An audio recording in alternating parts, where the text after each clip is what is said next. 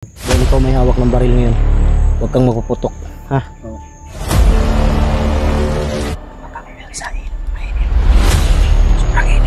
Dadaan, kailangan ikot lang tayo kasi yung boses parang nandyan.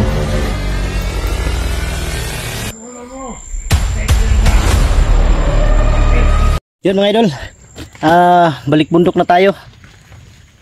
Katatapos lang ng ng birthday ng anak ni Benji. Doon kami galing, kaya napag-isipan namin ni Benji na aakyat agad ng bundok para sa pagpatuloy sa paghahanap sa kanyang asawa at isang anak. Siyempre kasama na rin paghahanap namin si Dudong, kahit sino, kahit si Pinunong Gabriel, basta makita namin, tutulungan namin mga idol.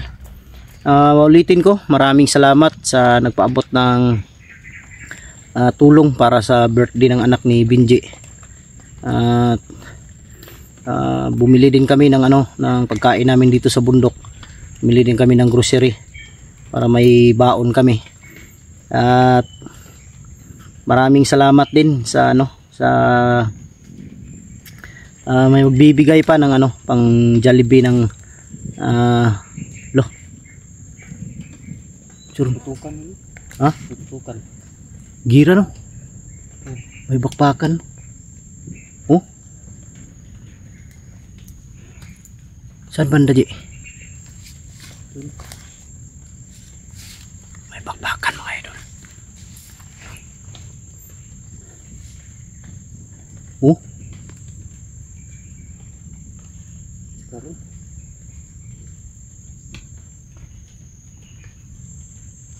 Parang malayo no? Layo. Yun mga idol, may magbigay din ng pang Jollibee ng mga bata. Pag uwi siguro namin kung ano yung mangyari sa mission namin. Pag uwi namin, dadalhin namin yung mga bata sa Jollibee. Maraming salamat sa mag-sponsor ng pang Jollibee ng mga bata. Salamat Ate Mel. At sa lahat-lahat po, ulitin ko sa lahat,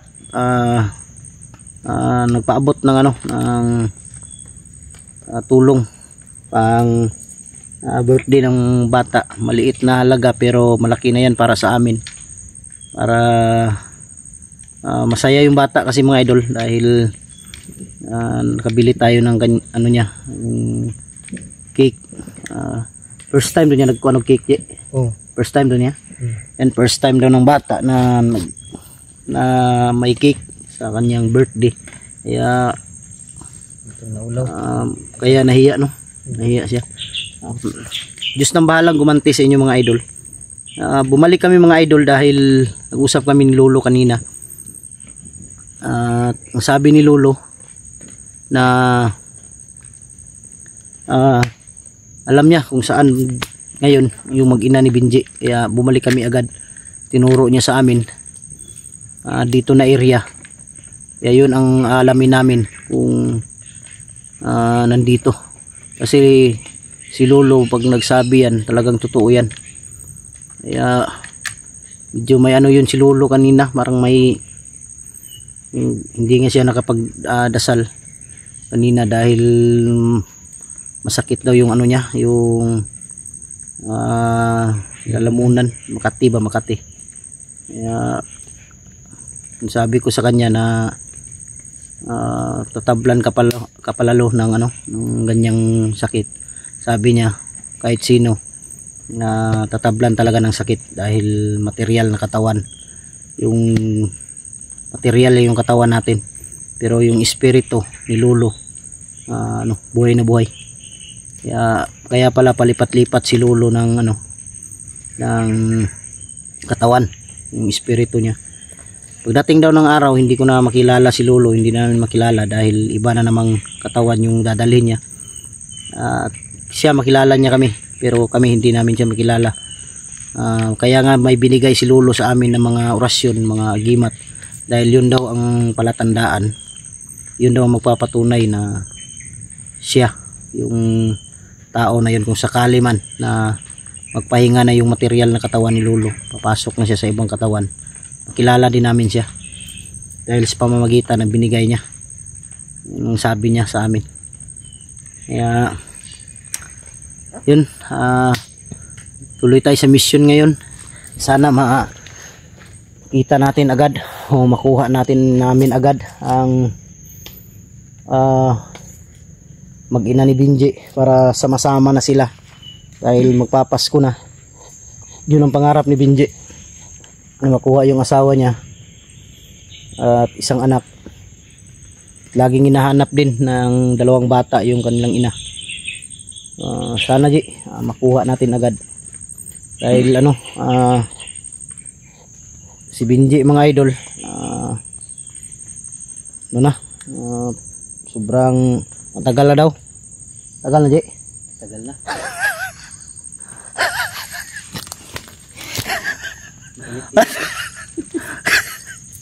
Tagal na daw mga idol. Punong-puno na daw ang alkansya. Kailangan na daw ang kalusin. Relax lang yan, Ji. Dahil nakuha natin yung asawa mo, pagbigyan ka namin, pagbigyan kita kahit ako muna magbantay ng anak mo. May mga naman, may mga mumurahin lang namang motel sa bayan. Magbakbakan muna kayo para, dahil sa tingin ko mga ilang buwan na kayo hindi nagkasama. Kaya kung magsakaling magkita man kayo, yan, bakbakan talaga yan, ang damay. Pero target talaga namin ngayon yung may rescue talaga mga idol, yung pamilya ni yung asawa at anak ni Binji, yung isa. Hindi pa sana kami aakyat ngayon, pero sabi ko kay Binji na aakyat na lang tayo, huwag na natin patagalin dahil sinabi na ni Lolo kung saan banda, saan area, kung anong area. Kaya makyat kami agad para makuha namin yung sa sakali man na ipagpahintulot ng Diyos. Hindi ko pa na-upload yung mga idol, video na pag-celebrate ng birthday ng anak ni Binji. Mamaya siguro maghanap kami ng signal dito para makapag-upload din ako. Buti na lang nakapag-load ako ng medyo malaki rin yun yung niload ko para hindi agad maubos yung MB. Ito magdugay ini tagkuan sa samtang agi ni dari tao.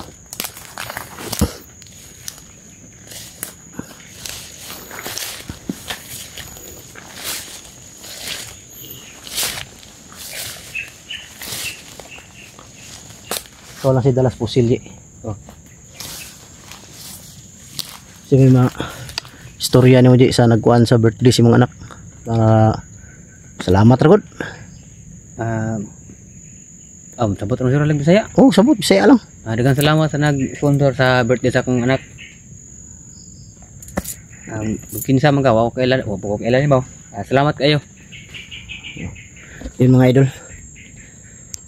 Maraming salamat daw sa nag-sponsor ng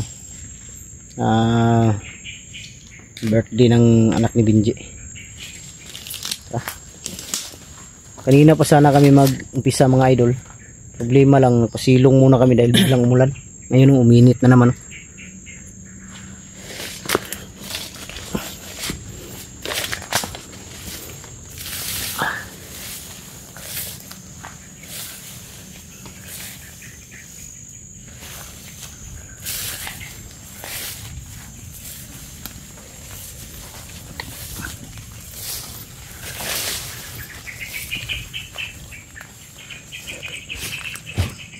Yan sa di. Lingko sa di. Parang nilisagit di. Parang may sumigaw.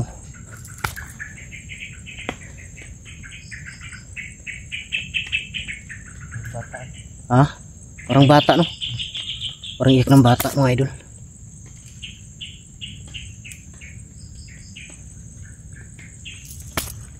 Maganda siguro nito G. Ganito yung gawin natin.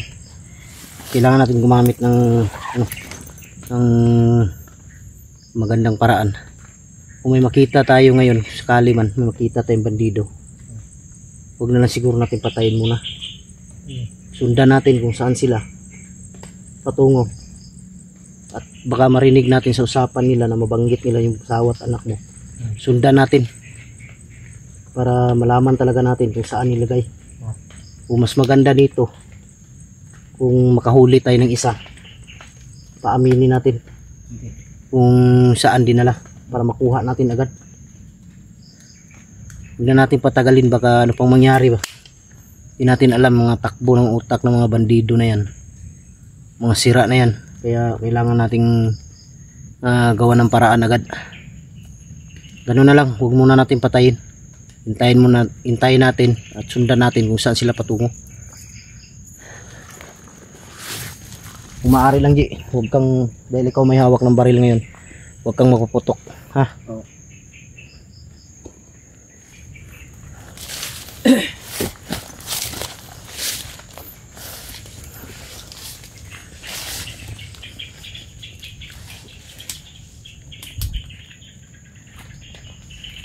Sigaw talaga ng bata, Ji.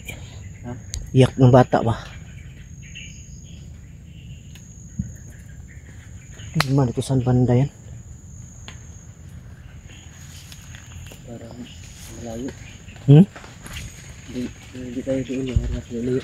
Pag dito yung hangin papunta, dito banda sa atin, marinig natin yung ang iyak ng bata. Pero pag doon na banda, hindi na marinig. Parang lang yung dinla ng hangin. Dala ng hangin.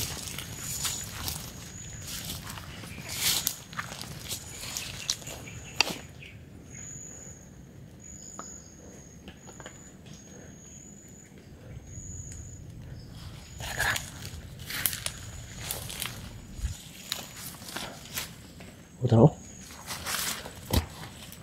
Tingkod lang, Ji. Tingkod, Ji. Upo lang, upo. Parinig mo? Sigaw? May sumituro. Oh? May sumigaw mga idol. Baka nandyan lang yung mag-ina ko. Ha? Baka nandyan lang yun.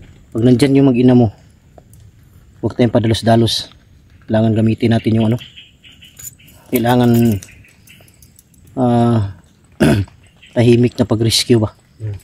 Dahil may bata, delikado yan. Masyado. Yan ang pinakaayaw kung mag-rescue ng madalian kung may bata. Baka madamay yung bata. Baka madisgrasya ba.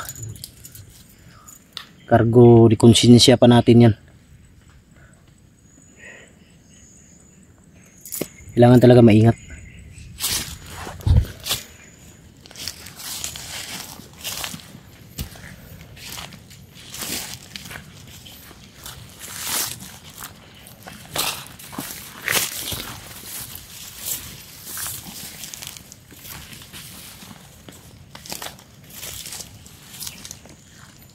Piensa sa likod, Ji. Tingnan mo sa likod. Okay, may ikutan tayo. Dito sila, oh.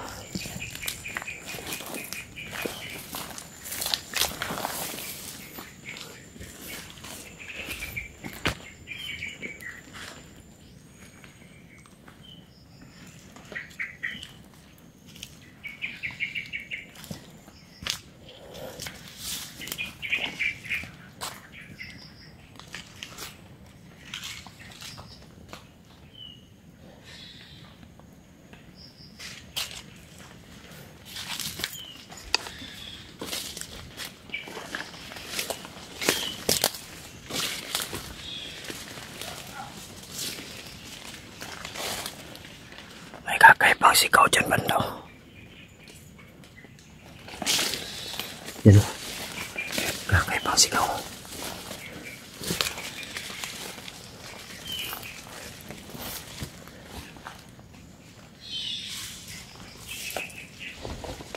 Di, huwag kang kupensa. May kakaibang sigaw ako narinig. Oh. Kamay na yan. Parang ipon siguro.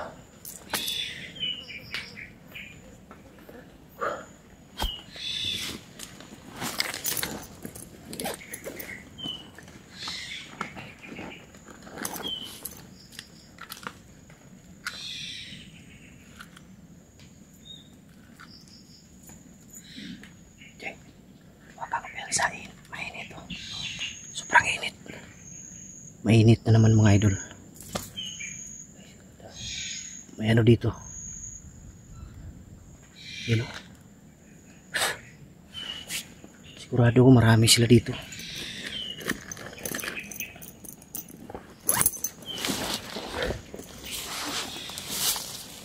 Tara.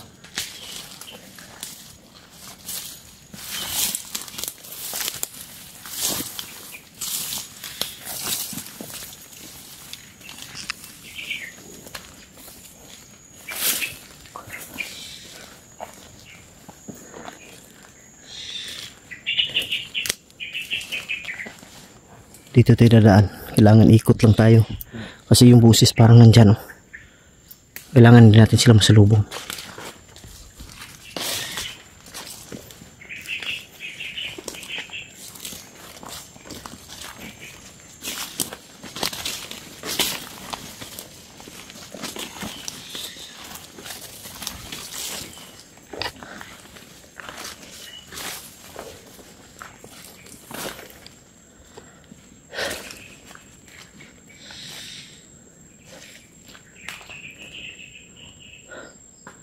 Dito ka dadaan. Dito tayo dadaan.